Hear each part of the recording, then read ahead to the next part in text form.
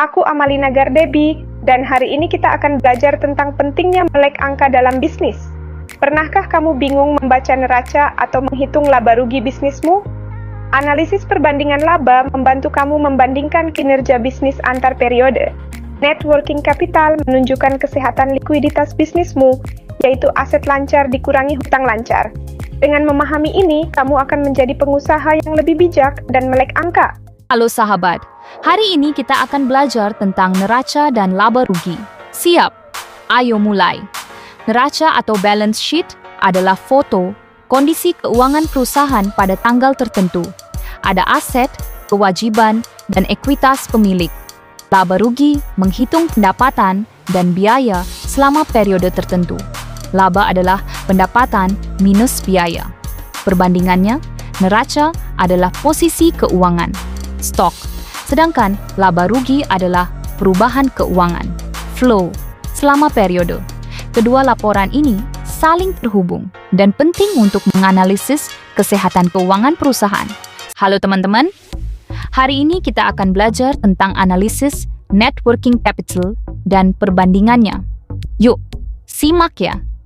Net working capital atau modal usaha bersih adalah selisih antara aset lancar dan liabilitas lancar perusahaan. Rumusnya sederhana. Aset lancar dikurangi liabilitas lancar.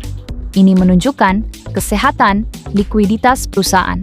Analisis perbandingan melihat perkembangan NWC dari waktu ke waktu atau dibandingkan dengan perusahaan sejenis.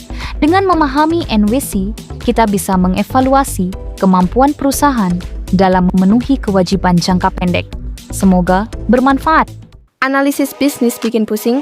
Tenang, aku jelaskan analisis rasio dan SWOT dengan cara paling gampang. Yuk mulai. Analisis rasio Corbin dan bandingkan angka laporan keuangan untuk menilai kinerja dan kesehatan bisnis. Rasio lancar, Corbin aset lancar, kewajiban lancar. Jika satu, bisnis biasanya cukup aman bayar kewajiban jangka pendek. Margin laba bersih, sikhat laba bersih, pada penjualan. Semakin tinggi berarti tiap penjualan menghasilkan laba lebih efisien. Debt to equity, berani total utang modal. Terlalu tinggi, risiko keuangan meningkat, bunga menekan laba. Sekarang SWOT, alat untuk memetakan strengths, weaknesses, opportunities, threats, agar strategi lebih tepat. Bayangkan kotak 2x2, strengths dan weaknesses faktor internal, opportunities dan threats faktor eksternal. Contoh toko kopi kecil. Strengths, rasa konsisten. Weaknesses, modal terbatas. Opportunities, tren kopi lokal. Threats, kompetitor besar di sekitar. Gabungkan hasil rasio dan SWOT. Misal, margin tipis plus ancaman diskon pesaing. Fokus efisiensi biaya dan diferensiasi rasa.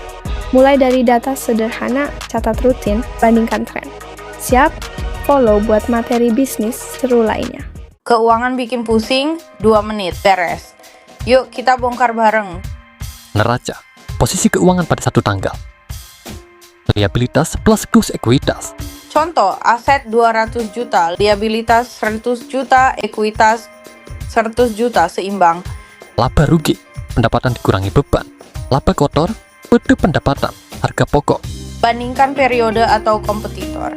Pendapatan naik 10%, beban turun 5%, efisiensi membaik. Modal kerja bersih. Target aset lancar, liabilitas lancar. Positif berarti operasi lancar. Rasio utama, current ratio, debt to equity, margin, ROA. Nilai sehat tergantung industri. SWOT, strength, weakness, opportunity, threat. Gabungkan angka keuangan dengan faktor pasar. Contoh UKM, omzet naik, current ratio 1,5, NWC positif. SWOT, lokasi strategis, pesaing kuat.